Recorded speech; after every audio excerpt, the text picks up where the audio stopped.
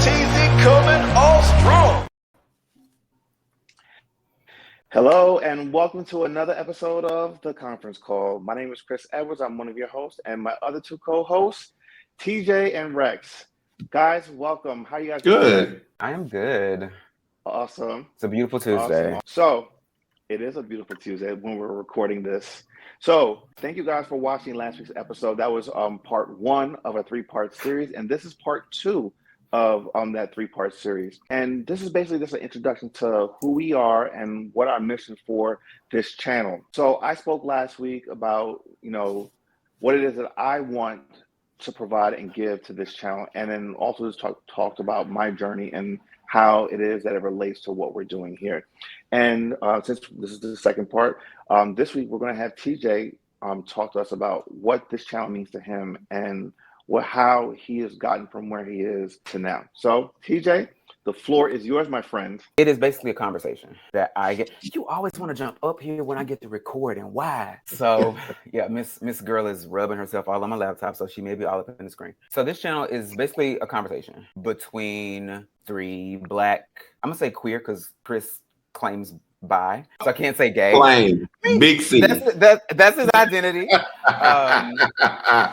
I feel three judged. Black queer, three Black queer, three Black queer men. So it's a conversation. Now, obviously, we all speak to different people. So I guess for me specifically, my niche, my brand, is orgasms. Just like art, orgasms, money, and peace. That's the wrong side. Art, orgasms, money, and peace. Yeah, that's the type of people I speak to. Those are the things. Those are the tenets of my life. No, I basically like to have authentic and candid conversations and publish that type of content that is entertaining. And while I don't come at what I do from like what am I trying to say? From a humorous like stance, from a humorous like place, it just so happens to come off that way, apparently. Allegedly. And so yeah, I like to have allegedly. So I like to have conversations about life and life experiences and also style, because those are the things that I find most interesting when I talk to people. And obviously, like, style is like my passion, and helping people find what their style is and just talking about style and clothes just makes me happy. So all of that wrapped up into one is me, and how I guess what I do, who I am, the type of stuff I put out, and I guess the lens through which I talk about everything with y'all. I think it's important to share that we all have our own social presence, and that we all have our own independent media endeavors. And so I think a lot of what you're alluding to is the way that you present yourself when you're in a space on your own and with us, so that people understand that when they come to your independent media projects, that's what they'll get. Mm-hmm. Yeah. Let me ask you this: the way you present in social media, one, is a representation of you. Do you feel as though that's like your true, authentic self, and is that who you've always been, or is it something that has been curated? And when I say curated, I don't mean manufactured, but is that how you've just come and present throughout your entire life, or is it something more of a later stage of your life? The way I present online is my authentic self, but it's not. You're not getting all of me. So Thank you. So, and I think honestly these days people share too much of themselves online. So you're getting authentic TJ, but you're getting Bizarre Hodgepodge, because TJ and Bizarre Hodgepodge are two different people. Consider Bizarre Hodgepodge as my drag persona. Bizarre Hodgepodge is a part of TJ, but TJ is the one that pays the bills. TJ is the one whose names is on the bills and got to deal with all the shit. Bizarre Hodgepodge is a part of that, but without all that removed. So you're not going to get a lot of my personal stuff. I do share a lot of personal stuff, but there's a whole lot that I don't share as well, because I am smart.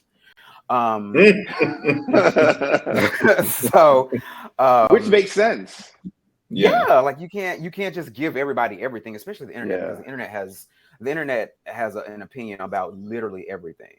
Good, bad, indifferent, ugly, whatever. You can say the sky is blue and somebody's going to be like, oh, absolutely not. It's light blue. What the fuck is wrong with you? Like, everybody wants to argue online. So it's like, child, listen. So I guess I kind of forgot the second part of your question because my brain be going all over the place. Well, no, it was just more of, is it a curated thing? Well, I think you can actually kind of answer it in both. Or is it something that you've learned to just produce over time? Oh yeah, that was the question. I guess yes. It's the latter part of what you said. It is, I guess, has been curated over time. Basically, like I said, I present what I present online. It was never with the intention to like. It's never been my intent to like go viral or to become like, Instagram famous or whatever. It was always just like, I want to put out stuff that basically I just kind of use it as a journal. I use Instagram and my blog and everything kind of as a journal. So I just put stuff out hoping that, it will resonate with somebody. So years ago, I really don't do this that much now, but years ago, I would do a ton of videos. I would do a ton of, like Instagram stories, and it would honestly just be me rattling off what the fuck is going on in front of me at the moment or how I'm feeling about something in the moment. So almost kind of like a therapy session that everybody was brought into. And so it was never like, I never came at it from a standpoint of I'm publishing this stuff because I want followers. A follow count has never been important to me. It's always just like, I'm putting this out. People say that they like it. It's doing something for me, so that's what I'm gonna do. Does it change over time? Absolutely, because my page now, it's more static than it is in motion because I'm doing less videos these days. But I've also matured and grown up, and that's kind of my sensibility now. And I do less video. Well, I do less videos on Instagram. I do more videos on YouTube, obviously, because that's what YouTube is for. But it's a lot different than what I used to. So yeah, what I do has evolved, but it's always just me being authentically who I am and in the moment and just sharing that with everybody. Well, let me ask you this, because I think you touched on something that was really important. You said over time you've changed what you do. I remember in the very beginning when I started following you years ago, it almost came off as like a stream of consciousness in how you presented your material. Whereas now it's a lot, it's less, and it's less personal in a way. And do you find that you do that intentionally to protect yourself and not allowing people to really comment on certain things that they feel as though they don't need to comment? Or is it just that as you've grown, you realize you don't need to share every stream of consciousness? That part. It's I no longer really feel a need to share to make as many, I guess, stories and reels and stuff or long form videos that I used to share on like IGTV as I used to. It just no longer feels like, not that I never do, because I still do. It's less of a thing for me these days because of the direction that I'm now going in. So it's not that I care about people commenting, because again, I strategically know what I'm sharing. I know what I'm saying every time. So it's not that I care about people commenting. Now, will I block somebody who has a stupid comment? Absolutely. I've done that a couple times. But, and by stupid, I mean offensive or completely unnecessary, not like just in disagreement.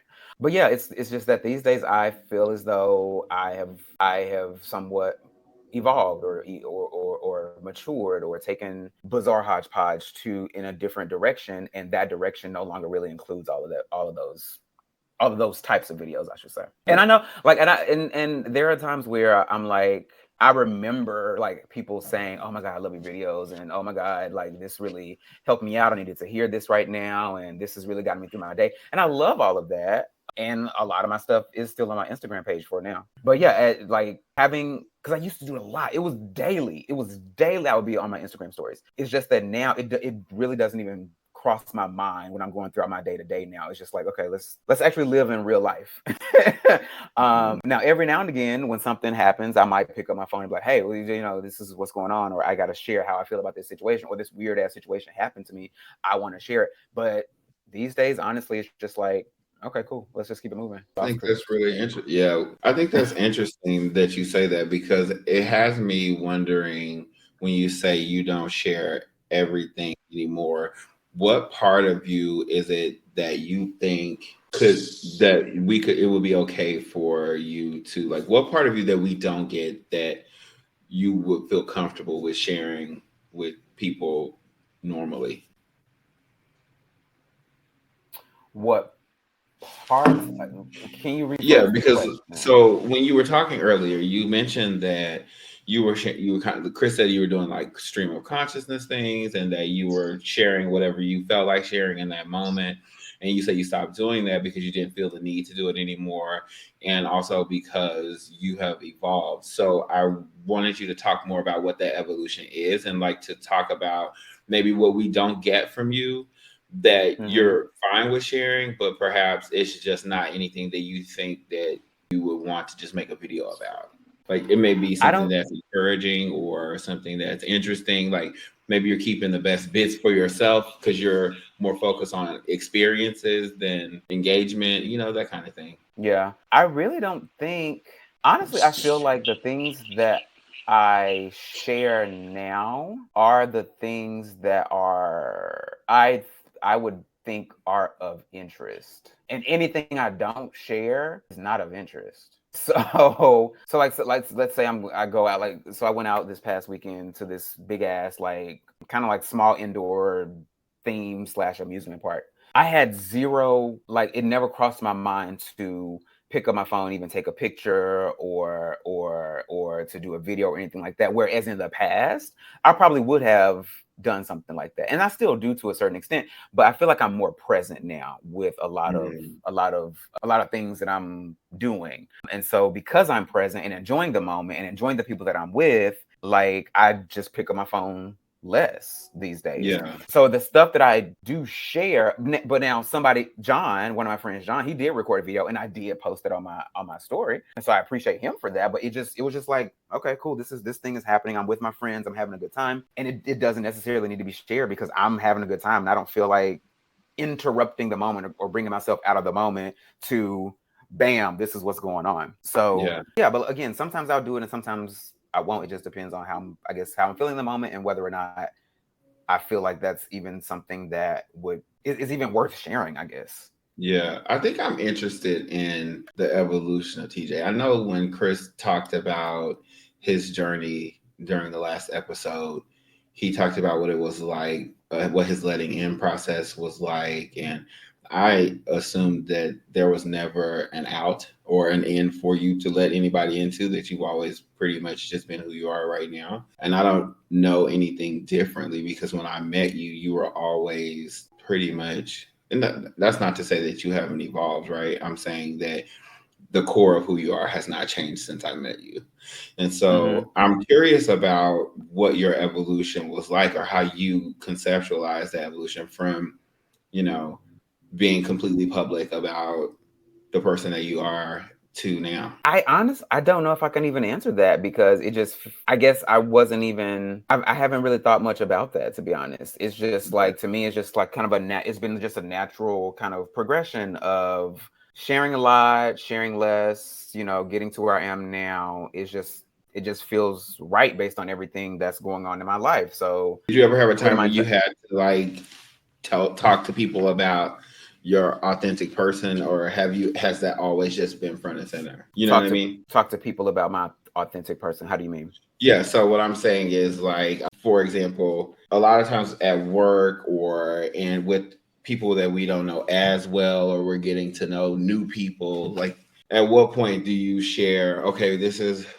who I am fully, this is where I'm coming from, this is what my life is like, because you have Mm. some very interesting things about your life that I'm sure most people probably know nothing about, or maybe they do. So I will say that I am different people in different environments. So for example, when I Mm. was working, when I was working, I guess in general, I was gonna When you're working in divide corporate it America, between you still work. no, no, no. I was gonna say, like, when I was working remotely versus when I was working like in office, Oh, but okay. it was the same thing. But so obviously, not obviously, because it's not obvious. For me at work, I'm much more, or was much more reserved. Obviously, professional, quiet.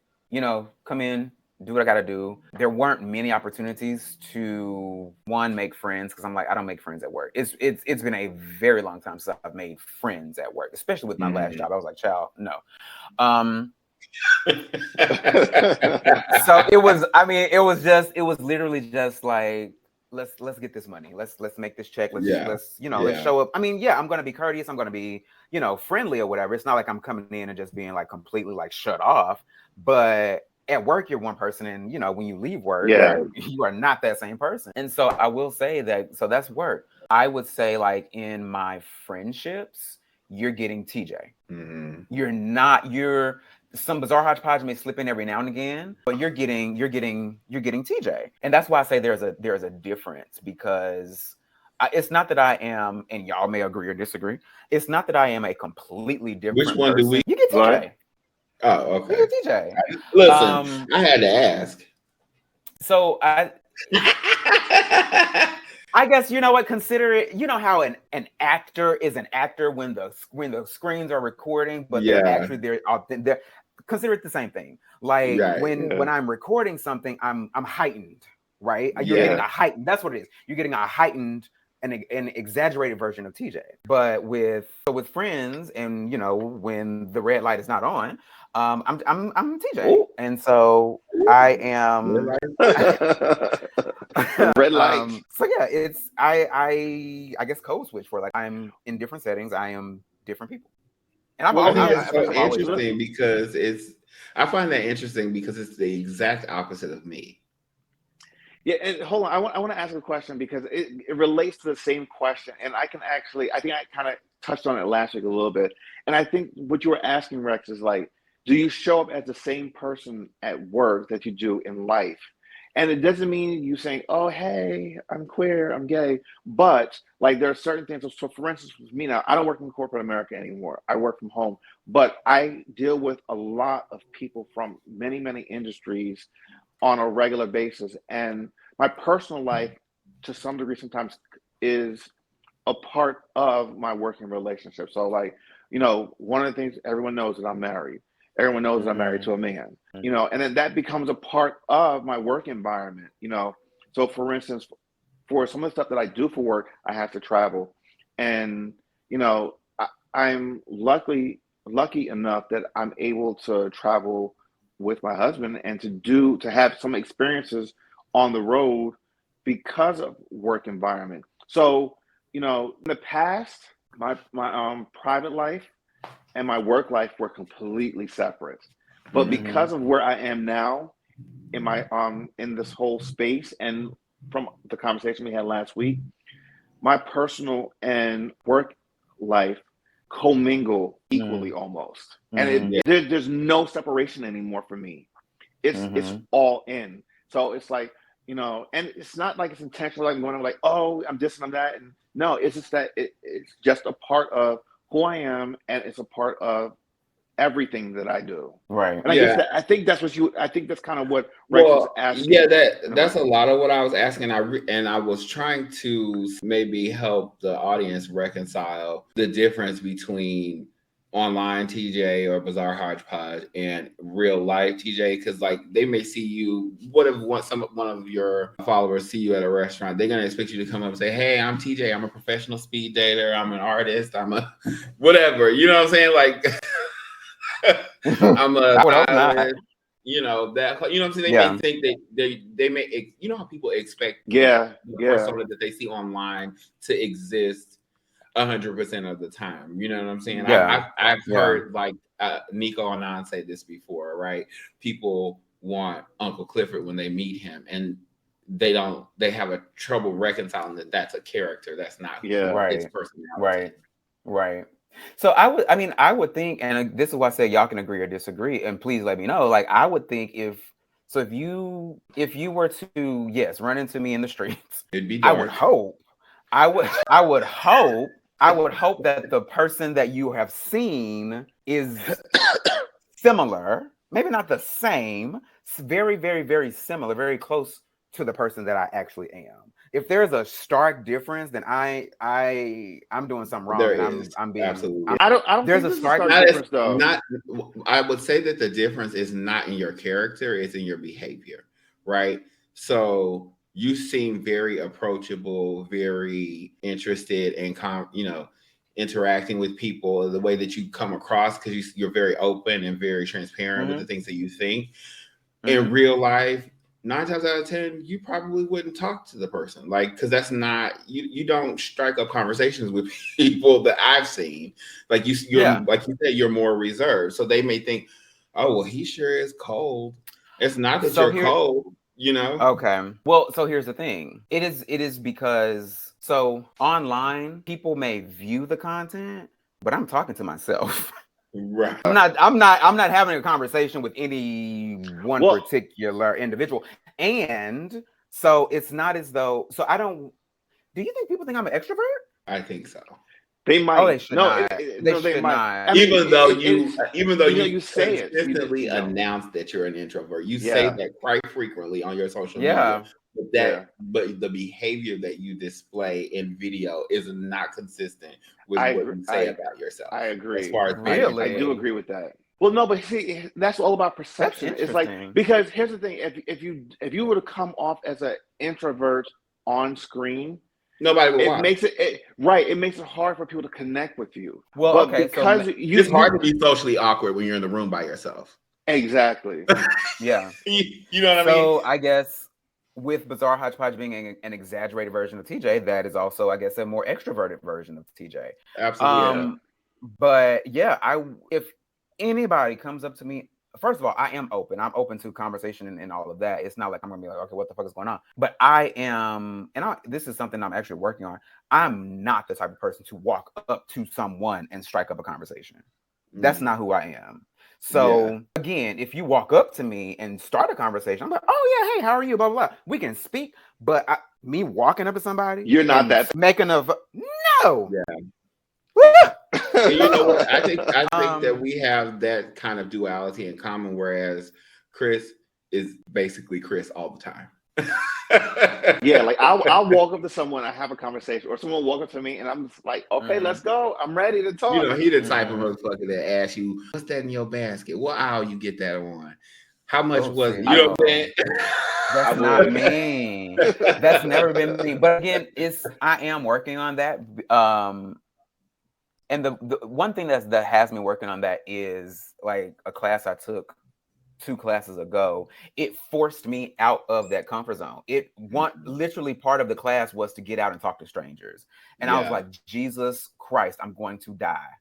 But I understand the benefit of it. And I can see the feeling of doing that. And so I try to do that a little bit more these days, but my default is, Lord have mercy, I'm not going to go talk to nobody. No. And if you do come speak to me, it's going to take me a minute to understand that this is actually a thing that's happening and how to navigate it and why you're talking to me. It's not, it's for me, I'm very much in my head. So I'm like, okay, oh, this is an interaction. Because prior to you talking to me, I was all up here anyway. So now I'm having to like shuffle everything around, like, oh, I got to have a conversation with somebody. So here's something, and this can show the growth and the progress over the last couple of years. I remember when, we started following TJ, and I remember that initial conversation that we all had as a group, and we walked away like, okay, TJ seems a little bit weird. Just because it took you a while to warm up, and even after a while, we could tell like, dude, do you even really like us? And it wasn't that you did anything intentional or whatever. It's just that it was your personality. You're always like kind of, I'm gonna hold back just a little bit. I can't give them everything all at once. Whereas like Rex and I was just like, okay, cool, yeah. I was like, okay, I can rock with these guys, but let me just ain't nothing changed. No, it's very different. It's very different now. And no, it's not. I don't think it is. To be honest, when it comes, you don't think so? I don't think so. You don't think what? I mean, maybe a little bit. I think maybe I've gotten more. What are you saying? A little bit. I guess changed? More open, less reserved. I would say so. In general, or in this dynamic. Well, no, in this dynamic, please. There's no holds barred, but I think in general, you opened up a lot more. Yeah, and I think I've gotten to a point where I'm not make my presence known, but I am more comfortable in real life making myself comfortable, if that makes sense. Let me ask you this then, because you just said something, hinted on something. Is it that you haven't felt comfortable in the past in this? And when I say this, I mean in the skin that you're in, and because we know that you're confident in who you are as a person, but a lot of times, well, sometimes people don't feel comfortable in their own skin, and when they're not comfortable in their skin, they tend to retreat within themselves a little bit. But as you're getting older, do you feel as though you're feeling more confident as far as who you are as an individual and being in the skin that you're in? Yeah, I would say that is a big part of it. Yeah. I think I'm also more comfortable now taking up space and behaving the way that I want to behave in public. And I see the difference in myself and other people. And I see this a lot at the gym because the gym is a fantastic like way to observe men and how they act and how they are afraid to act. And so for instance, in my gym has a sauna. And so when I go to the sauna, I find myself, so a lot of men will like kind of go in and will, just kind of sit a certain way, or maybe afraid to like take their shoes off, or they're antsy about being a little too close to the next person. Me, on the other hand, now I go in there and I'm like, okay, cool. There's space right beside you. Cool. I'm gonna sit right here. I'm gonna take my shoes and my socks off. I'm about to get really comfortable. I'm about to stretch out. Like in the past, I feel like I would read the energy too much because I'm really good at reading the energy. I would read the energy too much and fall victim to it and fall prey to it and just kind of conform to what everybody else is doing. And so yeah, I think when I leave my house, I feel like I'm a lot more comfortable just doing me. And that, oh God, I think it's probably a combination of things. I feel like yoga is what started it, and I know I harp on yoga all the time, but that's one of the things that started me on this journey. Yoga started it. I feel like quitting my job was a big part. Quitting my job was a big part of me basically doing me, because I didn't realize, and I don't think a lot of people realize this, how much a job does control or can control like who you are. And so when I quit my job, I was like, it was freeing in a way that I didn't expect it to be, because it was like, now I can make decisions without having to consider my job. For instance, getting a new tattoo. Now, obviously I had tattoos and I got tattoos while I was working, but always in the back of my mind before I got a new tattoo, just the thought of a job would pop into my head. My philosophy is I never even want to work at a place where they have like a tattoo policy, but it was still in the back of my mind, like, oh, maybe. So there was this consideration of a job. And so, yeah, I think quitting my job kind of blew the doors open to me starting to step into me a little bit more when it comes to like the outside world. The school is a big part of that as well. And I use my style, which is what style is. I use my style to also express who I am. That's why I don't like to really I'm not a big fan of trends. I don't like trends.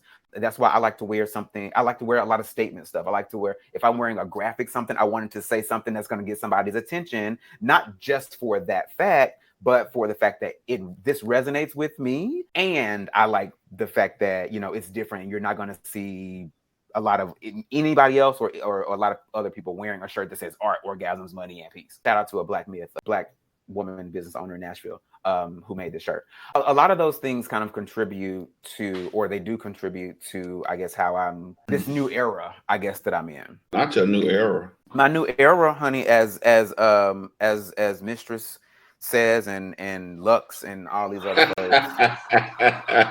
Okay, so what era is this for you? Is this your flat on my back era? No, I think this might be my top era, to be honest. Oh. I've been feeling very like grown man, very dom, very top-ish a little bit lately. And I feel like I'm meeting people who are not forcing me into that, but like they're giving submissive energy. And I'm like, okay, cool. We both can't be submissive. So ma'am, could you stop? We both can't be submissive. So, okay, get on your knees. So, like, yeah, I feel like I'm in that area, but I feel like all of those things that I just mentioned, quitting my job and school and all that, I feel like all of that contributes to who I am now. Yeah. It's all about power, and you feel as though, I think that you're feeling as though you are reclaiming that power that you felt that maybe you never had, or you relinquished a long time ago. Yeah. And I think that actually brings us to a great point.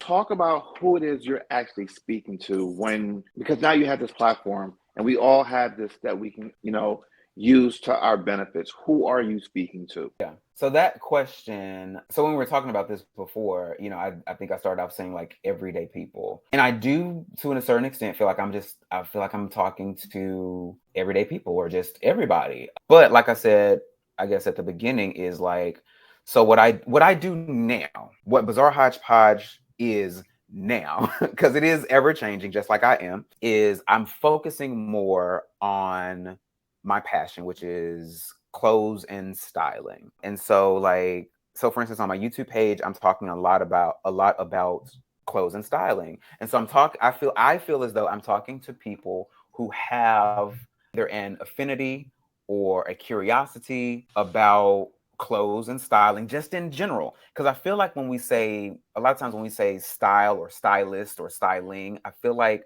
a lot of times a lot of people, and these are the people I hope I speak to. A lot of people get excluded because they're like, well, I don't have style, or I don't know what style is, or I am not someone who thinks they would even have a stylist. Those are the type of people that I like to speak to, because I feel as though, one, everyone has style, and two, everyone deserves a stylist. And so I think I talk to just that core group of people about life and style in a way that is authentic and apparently humorous. Because honestly, like I said, sometimes when I'm talking, I'm just talking, I'm just being me, and I'm just having these reactions, and I'm making these sounds and these noises that are nonsensical, but that is truly who I am when the camera is not on. Like Right. I walk through this house and I'm talking to myself all day. I walk through this house and I'm making like random sounds, or I'm speaking a different accent. And so I think I said on one of my videos on YouTube that like you're getting a part of TJ that you probably haven't gotten before, because in the past, I feel like I didn't put some of that stuff out there. But yeah, and it happens because when I'm talking about clothes or I'm in my closet, I'm in flow. Honestly, looking in my closet, just like I said on my last video, just looking at my outerwear, it just makes me so happy. It just makes me so fucking happy. So yeah, I guess to answer the question, those are the people that I'm talking to primarily, because I feel like those are the people that I feel like I know those people. I feel like I am that person, or I'm the person that I put out content that I would like to see. Let me say that. I put out content that I would, if I found myself on YouTube, I'd be like, oh my God, who is this person? I'm gonna subscribe. I put out content that I would like to see. Yeah. Okay. Well, all right. So here's my last parting question. Like, if you could have someone on to talk with them, have a meaningful conversation, who would that person be? Wait, say that again. If you could have someone on like this, our platform or your platform, to speak with, to have a meaningful conversation, who would that person be? Okay. Oh, that is a good question. Okay, so not the same person on both platforms. So I guess, so if it was just on my YouTube page, the first person that comes to mind is June Ambrose, who is a fantastic celebrity stylist, Black woman, incredible style. I fucking love her style, and she has a raspy voice. I love any woman with a deep kind of a raspy voice. It does something to me. She's So been I would say smoking for June years. Ambrose. Not even that. It's just like, I don't know. It's just it's in that throat. But yeah, so June Ambrose is the first person that popped to mind, so I'm not even going to try to overthink it. June Ambrose. For this one, let's see.